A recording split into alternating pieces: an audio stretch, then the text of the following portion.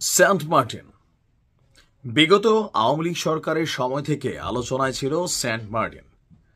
আপনার সাবেক প্রধানমন্ত্রী শেখ হাসিনা বারবার বলছিলেন যে সেন্ট মার্টিন দিলে তার ক্ষমতাকে আরো কিছুটা নিরাপদ করা যেত। সরকার পরিবর্তন হয়েছে, শেখ হাসিনার পতন হয়েছে, এরপরই এই অন্তর্বর্তী সরকার ক্ষমতা আসার ইস্যুতে বেশ কিছু পদক্ষেপ হাতে নিয়েছে।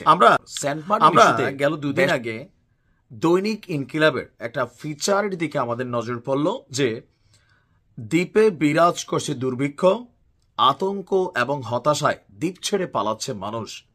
সেন্ট মার্টিন নিয়ে কেন এই লুকোচুরি? সরকারের সিদ্ধান্ত রহস্যজনক।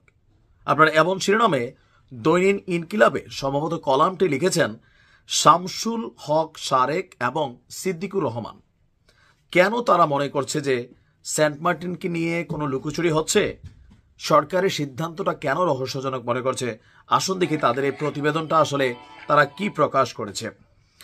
দৈনিক ইনকিলাবে প্রকাশিত প্রতিবেদনটিতে প্রথমে সেন্ট মার্টিনের যে অবস্থান, প্রবাল দ্বীপ, বালিপাথর, এগুলো সম্পর্কে বলা হয়েছে। আর যেখান থেকে শুরু হয়েছে যে সম্প্রতি এই সেন্ট মার্টিন নিয়ে একটা লুকোচুরি চলছে। টেকনাফ থেকে 32 কিলোমিটার দূরে সাগর বক্ষে অবস্থিত প্রবাল দ্বীপ সেন্ট মার্টিন, আয়তন 17 বর্গ কিলোমিটার। আর যদি আমরা দেখি যে নারিকেল, পেঁয়াজ, মরিচ, টমেটো, ধান, অনেক কিছু এখানে আপনার প্রধান কৃষিজাত পণ্য। আর অধিবাসীদের প্রায় সবারই প্রধান পেশা হচ্ছে মৎস্য। তবে পর্যটন শিল্পের বিকাশের কারণে অনেকে রেস্টুরেন্ট, আবাসিক হোটেল কিংবা গ্রোসারি এগুলা এখানে জীবিকা নির্বাহ করছিল। আর বলা হচ্ছে যে পর্যটন বান্ধব সেন্ট মার্টিন, আর এখানে প্রতি বছর অনেক মানুষ আসতো। কিন্তু সম্প্রতি সরকারের বিভিন্ন কর্মকাণ্ডে দ্বীপবাসীর মাঝে দুর্ভিক্ষ, আতঙ্ক ও হতাশা বিরাজ করছে। একের পর এক রহস্যজনক সিদ্ধান্তের কারণে দ্বীপবাসী তারা কিছুটা স্ট্রেঞ্জ ফিল করছে। প্রথমত, সরকার মিয়ানমারের আরাকান সীমান্তে যুদ্ধ পরিস্থিতির অজুহাতে সেন্ট মার্টিনের সাথে জাহাজ চলাচল বন্ধ করে দেয়। অথচ নাফ নদী দিয়ে সেন্ট মার্টিন যাতায়াত না হলেও বঙ্গোপসাগর দিয়ে জাহাজ সেন্ট মার্টিনের সাথে পর্যটক যাতায়াতে কোনো ধরনের ঝুঁকির আশঙ্কা থাকে না। এছাড়াও গেল পর্যটন মৌসুমে কোনো কারণ ছাড়া হঠাৎ জানুয়ারি মাসের শেষের দিকে সেন্ট মার্টিনের সাথে পর্যটক যাতায়াত বন্ধ করে দেওয়া হয়। এতে করে পর্যটন ব্যবসা, জাহাজ কোম্পানি, সেন্ট মার্টিনের অধিবাসীরা মারাত্মকভাবে ক্ষতিগ্রস্ত হয়েছে। এখন চলছে সাগরে 58 দিনের মাছ ধরার নিষেধাজ্ঞা। এতে করে দ্বীপের অধিকাংশ মানুষ তারা কর্মহীন, বেকার, আর দ্বীপে বিরাজ করছে দুর্ভিক্ষ। এছাড়া সেন্ট মার্টিন বাংলাদেশের ভূখণ্ড হওয়া সত্ত্বেও সেন্ট মার্টিনের আদিবাসীদেরকে উপজেলা প্রশাসন এবং কোস্টগার্ড লিখিত অনুমতি নিয়ে কেন যাতায়াত করতে হয় তাও বোধগম্য নয়। এতে করে দ্বীপের মানুষ অপমানিত বোধ করছে। এসব কারণে সেন্ট মার্টিনের অসংখ্য মানুষ টেকনাফ এবং কক্সবাজার থেকে চলে যাচ্ছে। জানা গেছে গত ঈদ উল ফিতরের সময় সেন্ট মার্টিনের মানুষ অভাব অনটনের কারণে ঠিকমতো ঈদ উদযাপন করতে পারেনি। আর এখন এসএসসি পরীক্ষায়ও অভাবের কারণে নাকি অনেকে অংশগ্রহণ করতে পারেনি। আগামী ঈদ উল আজহা কিভাবে উদযাপন করবে তারও হিসাব মিলাতে পারছে না সেন্ট মার্টিনের বর্তমান অধিবাসীরা। দ্বীপের সাবেক মেম্বার এবং বর্তমান বাজার কমিটির সভাপতি হাবিবুর রহমান বলছেন, দ্বীপে এখন চরম দুর্ভিক্ষ বিরাজ করছে। একদিকে পর্যটন মৌসুমে হঠাৎ করে পরিবেশের দোহাই দিয়ে পর্যটক যাতায়াত বন্ধ করে দেওয়া হয়েছে, অন্যদিকে মাছ ধরার নিষেধাজ্ঞা। এতে দ্বীপবাসী আছে চরম অভাব অনটনে। হাসপাতালে ডাক্তার না থাকায় দ্বীপের মানুষ চিকিৎসা পাচ্ছে না। দ্বীপের মানুষ টেকনাফ এবং কক্সবাজারে কাজের সন্ধানে দ্বীপ ছেড়ে চলে যাচ্ছে।